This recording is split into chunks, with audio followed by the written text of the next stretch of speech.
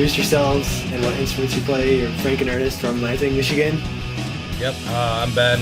I play guitar and sing vocals on some of the songs. I'm Otis. I play guitar and sing some. And Frank and Earnest are playing Punks vs. Pokes #6 at Max on November 20th. And it takes punk bands and has them play country songs and vice versa. And how do you think Frank and Earnest will fare? And is it new territory for you guys, or how do you think you'll fare? I mean, I don't know. We've been kind of getting ready for it by listening to a lot of modern country on the radio, a lot of Lady Antebellum and Rodney Atkins and just shit like that, Whittle, And one thing, Whittle. Who's Whittle? WITL. Okay. You've been listening to it with us. Okay. Anyway, we've kind of discovered that it seems like there's a lot of similarities between punk, I guess, and country in that it's all kind of, it's all just kind of like storytelling and a lot of people talking about stuff as it is. Obviously in every genre there's a little bit of posturing based on whoever's writing the song, but for the most part, both are pretty down to earth and made by real people, real musicians, and I don't know. It's just kind of getting ready for it. It's been a pleasant surprise finding that out. So I think it'll go over fine. I mean, it's in its 6th year, so it's been doing well. It's like a reoccurring yearly thing. I've been in bands that have played it years prior, so should be good. Promoted well. What are you guys planning on playing? Do you want to tell us, or do you want to just... I think we'll keep that. We'll keep that under wraps. Okay. Did you guys see Chaz's his video promoting Punks vs. Pokes #6 and comments? I saw that. I don't know. He phoned that one in. Yeah. I don't think he's... I don't know. I don't want to... From what he did last time, I thought, last time it generated a lot of controversy or attention, and he's just kind of doing another video to promote it, which is awesome. But yeah, well, I mean, I don't know. They want to try to start another fight between Chaz Brax and TCF. That's fine. I mean, it worked pretty well the last time, and just the way things are, with this economy and the Obama administration and stuff. I mean, you gotta just kind of stay on track, and just do what you're used to, and hope that people start paying attention. So. We'll see. It'll be fun. And something I noticed about you guys seem kind of bare bones kind of about what you guys do. You guys just play your songs and record, like in that Revuesic interview. They're like, what's your concept about, the way your music goes? And you just said, our concept is we record our songs, you don't really have a plan per se. You just play your shows and record your songs. Is that kind of the way it's been since the beginning, or? Yeah, we're just lazy as fuck, so I mean... What good are you? No, I mean, I don't know. We try not to really overthink anything. We wrote a bunch of songs and we went and recorded them all and picked out the ones that sounded best and figured out an order, put out the CD. You were in Shoelace, Otis, before this, and probably other bands that I'm not aware of. And that was kind of a ska punk kind of style. Was this like a conscious decision to move away and do something different? Well, Frank and Earnest? It just started out, I was writing songs and, it was for our Christmas comp one year, wrote some songs and, just kind of a personal thing, something to do. And at some point, I've known Ben for a while, and we jammed together, played music together, played in bands together, and the whole TCF thing. And, I just wanted a band to get out there and just play, and it just ended up falling together. Do you guys think you accomplished what you wanted with your Frank and Earnest EP recordings? Do you think that's done and you want to move on to something else, or? There's still more time to promote the record. I think we're really proud of what we did, and we got new songs that we're working on. But for right now we're happy to coast on it. Yeah, I mean the EP is still pretty new, and we're still pretty happy with it. And I mean, we don't have enough songs to put out something new right now anyway. Yeah. But we're still really proud of that, and we still definitely want to have people hear it and be exposed to it. So it's got some life. It's still got plenty of life left in it. It needs to be heard. He does. That moves on to my next question. It's garnered a lot of praise on the internet. I love the record, by the way. I've told you, Ben, personally, that it's awesome. Thank you. Is there a what was the most important thing about it, like in its time frame? Was there a thing that stood out the most about when you were recording it, or if that makes sense? Like, what was your mindset, or did you just, like I said, you wanted to record the songs you had? I mean, we just kind of wanted to record it, and we wanted to. I think we definitely sort of made a bit of an effort to want to like put out something that.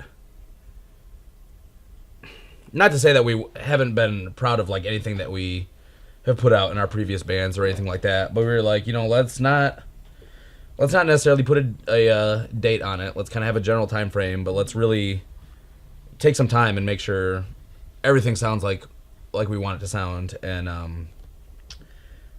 don't know. I know we kind of realized while we were recording that none of us are very good musicians, because we we ended up using not a lot of studio magic, but it's all played. It was there. Nothing's a machine on it, but we got better. We got better as we played these songs in the studio, so that was good. And while it's getting close to release time, once we finally set the release date for it, it kind of got down to crunch time in the end, and we ended up like barely getting it out in time for the CD release show. But we got it out, and I think it looks great. It's the happiest I've ever been with anything I've been a part of. So.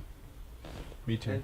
And you guys have been involved in this scene for probably 10 plus years now, all the combined group here A decade. at GTG House. Yeah. What is it about the Lansing scene that like keeps you involved? Is it just you guys trying to keep yourselves from being bored, given it's kind of Lansing, or do you guys have?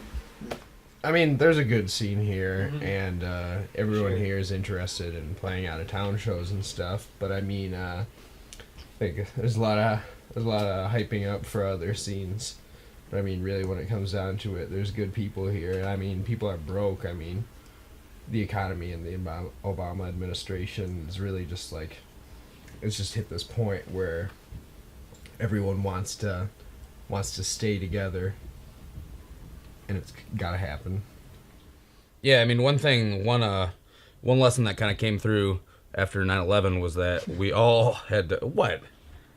You gotta bring up 9/11. Yo, it's an important thing, man. It's Veterans Day today. We gotta pay respect to what happened, and and when it comes down to it, we learned a valuable lesson from it, and that's we're all in this together, and we're all here to help each other out and take care of each other, basically.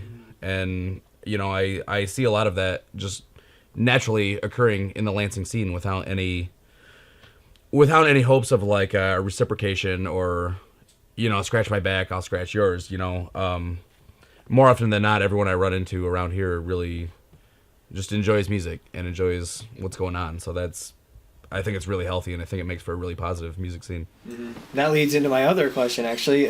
You guys also, it kind of ties into the last one. You guys have a lot of pride about living here. You guys don't, want to move out of here, the moment you can. You want to stay, and you want to help grow the scene here. What's it about the scene you do? I think I kind of answered that. You guys answered that question already. What do you love about the scene? Like, in particular, if you could like maybe point to something that has kind of sparked your interest about this whole. Well, I guess to backtrack a second, I moved out of Michigan when I was 22 and lived in central New York for a couple years, and it was a cool experience, and I don't regret doing it, but when I moved back, I was more than elated or overjoyed to like move back. And I think the reason that is just because I kind of realized that you can decide to change your location or change whatever you're doing, but when it comes down to it, everyone has the ability to make a lot of magic and make a lot of really cool things happen where they are, just with limited resources or with whatever they're given. A location change isn't going to change that. And it's like it's close knit, but I'm still meeting new people that want to play music, and And stuff just together. New stuff is happening, but there's that foundation down already. yeah, piggybacking off of you, there's always like every couple years there's always just like this new batch of kids that Right now, it's come like into this Grand scene. Ledge. It's a lot of Grand Ledge. Grand Ledge has always been a pretty ample source for that kind of stuff, but just coming from every which way too, you know, of just these younger kids who are, I guess, I don't want to say elders, but like seeing what people like us are, you know, doing or being a part of that have been around for a couple years, and I feel like they realize, you know, this is a really cool mode of expression and art and fun, certainly too, and it's something that we can be a part of. So how can we do that, you know? And sometimes it's starting a band, sometimes it's you know, just like starting to book shows at a movie theater or anything like that. And I don't know, I feel like this area is like really ripe for new talent and new excitement and possibility. But yeah, bands like Catalina Wine Mixer and Jason Alarm, those younger bands are, you know, kind of... Yeah, and those are two really good examples too of bands who... Catalina Wine Mixer I know is in high school. I don't know how old... Some of those Jason Alarm kids are in high school. We're like 18. 18, something like that. 18 is like the minimum. But like really young though, and you know, who have both been playing for, I mean, at least a year or two or whatever, and are just like, you know, let's just do this, you know? We have the ability to do it, and let's go for it, you know? And I know, I mean, it seems to me, Jason Alarm's already done like a couple Midwest tours, and Catalina Wine Mixer's been playing some pretty decent shows in the area. So I mean, those are two really good examples of those younger group of kids who are kind of recognizing that they have the ability to do something and are just not being afraid and just going for it. So that's cool. It's really exciting to see.